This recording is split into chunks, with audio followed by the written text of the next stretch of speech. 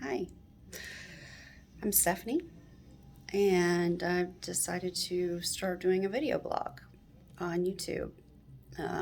Just kind of an outlet for what I'm going through. I know lots of women out there can relate, and so feel free to comment, subscribe, give me suggestions. I've never done this before, so just diving right in. Um, Tell you a little bit about myself. About a month ago, I was diagnosed. Well, let's back up before then.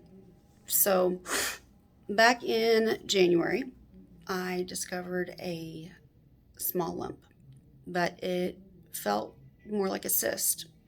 And we were working on getting insurance. My husband and I have our own business. And with COVID, for some reason, getting insurance was a mess. And our paperwork kept getting lost, not by us, but so it took about 3 months.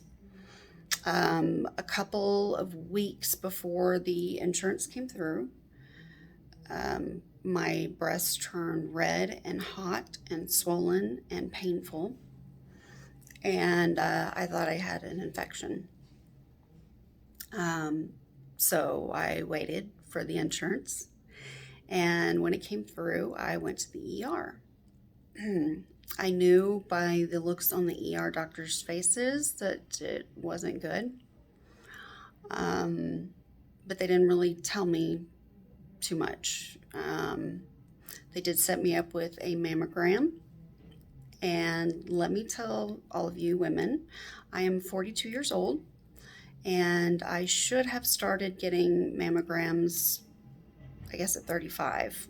And I just didn't. I don't have much family history. Um, I was busy. So don't be too busy. That's my word of advice. And if anything seems suspicious, insurance or not, find help. So in my case, it might not have made a difference. It presented as inflammatory breast cancer, which is like 5%. It is invasive ductal carcinoma. Very fast growing, very aggressive. It originally they said triple negative, but it is 25% estrogen sensitive. And by the way, I am sitting at my doctor's office right now. I'm about to do chemo here in a few minutes. So if this video abruptly ends, that would be why. Where was I? Chemo brain. It's a real thing. So, anyways, mammogram. Went to the mammogram and was asked me to stay for a sonogram and told me pretty immediately that it was breast cancer, at least stage 3. Went back for official biopsy, confirmed it, and then we started a whole new battery of tests, some of which were scans to find out if it had metastasized. The first round of scans came back that showed that the cancer had moved into my mediastinum, which is basically right here. Ooh, sorry about that. Right here. And that it was moving into the bones in my chest. And so they scheduled another scan, a PET scan, and told me that the results of that scan were basically going to tell us whether we were doing palliative care or curative care. For those of you who don't know what that means, palliative care is just make you comfortable. There's nothing more they can do. Curative care is with the goal of curing you. Thankfully, the results of that scan did show that while it is in my mediastinum, it's only a little bit in my mediastinum, and so we're still going for curative care. Yay! And we're going to beat it because I'm much stronger than cancer. At first, everything really seemed like a dream. Even as I got my port, you can see it's accessed, ready for chemo. It still mostly didn't seem real. I had moments, mainly at night, where it would suddenly hit me and I would cry. But for the most part, it just wasn't real. I didn't want it to be real. Who does? I'm not a candidate for surgery yet. It is too large and it is growing too fast.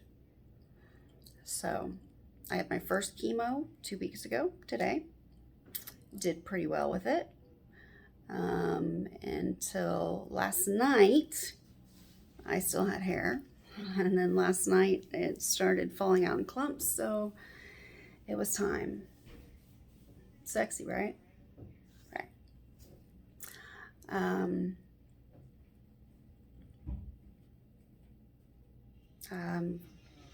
First chemo, other than the hair falling out, like I said, went pretty well. I was tired a lot, no major vomiting.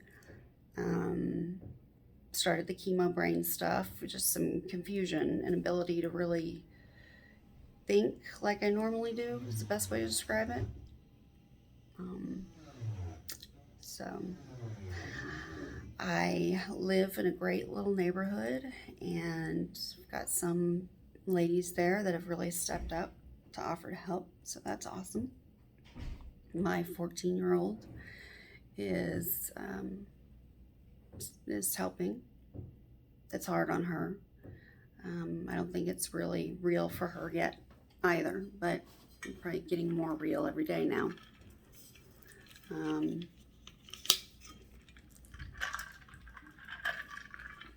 Sorry. I'm scared. I don't want to die. I've never had to really face my mortality like this. You always think about it, right? Everybody knows that someday they're going to die. But there's something different about it when it's a real possibility.